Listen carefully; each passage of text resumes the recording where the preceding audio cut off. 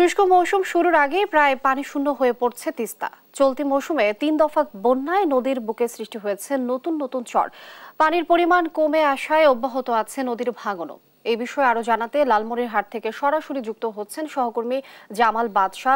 জামাল, তিস্তা পানি শূন্য হয়ে পড়া নিয়ে কি বলছেন আসলে নদী তীরের মানুষরা, এই বিষয়ে বিস্তারিত জানাবেন। লিনিয়া আসলে তিস্তায় কিন্তু চলতি মৌসুমে ৩ দফা বন্যা হয়েছে এবং এই বন্যার পানি নেমে যাওয়ার পর তিস্তার বুক চিরে কিন্তু নতুন নতুন চরের সৃষ্টি হয়েছে। এই নতুন নতুন চর সৃষ্টির পাশাপাশি আরেকটি বিষয় আমরা কথা বলে জানতে পেরেছি যে পানি উন্নয়ন বোর্ডের যে ডালিয়া কর্তৃপক্ষ রয়েছে তারা আমাদেরকে জানিয়েছেন যে সময় অনুযায়ী কিন্তু এই তিস্তায় ৬০,০০০ কিউসিক পানি থাকার কথা থাকলেও ভারত থেকে কিন্তু মাত্র ৪০,০০০ পানি কিন্তু বর্তমানে আসছে এবং এই পানি কমে আসার প্রভাবটি যদি অব্যাহত থাকে তাহলে কিন্তু যে ডালিয়া ব্যারেজ পয়েন্ট থেকে যে সেচ কার্যক্রম পরিচালনা করা হয় সেটির উপর প্রভাব পড়বে। আর একটি বিষয় জানাতে চাই যে এই পানি তিস্তার কিন্তু গত ৩ দফা বন্যার পর হঠাৎ পানি কমে যাওয়া এবং হঠাৎ আবার বৃদ্ধি পাওয়া এবং বর্তমান পরিস্থিতি অনুযায়ী কিন্তু তিস্তা নদীর দুই তীরের বাসিন্দারা রয়েছেন তারা কিন্তু ব্যাপক ক্ষতিগ্রস্ত হয়েছেন। এই কারণগুলোর কারণে কিন্তু তিস্তার দুই তীরে অল্প পানিতে বন্যা হয়ে যাচ্ছে এবং শুধু বন্যা নয়, পানি কমে যাওয়ার পরে নদী ভাঙ্গন দেখা দিচ্ছে। এছাড়া আরো একটি সমস্যা কিন্তু এই নদী তীরে বাসিন্দারা আসলে সম্মুখীন হচ্ছেন, সেটি হচ্ছে তিস্তার পানি একেবারে আবার কমে যাওয়ার কারণে তাদের যে ফসলাদি রয়েছে সেই ফসলাদিতে কিন্তু সেচ কার্যক্রম দিতে তাদের অনেকটাই বেগ পেতে হচ্ছে।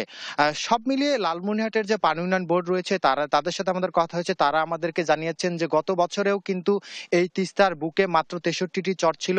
এবছর ৩ দফা বন্যার পর চরের সংখ্যা ৪টি প্রায় বৃদ্ধি পেয়েছে এবং আরো নতুন নতুন চর আরো সৃষ্টি হতে পারে বলে আমরা তথ্য পেয়েছি।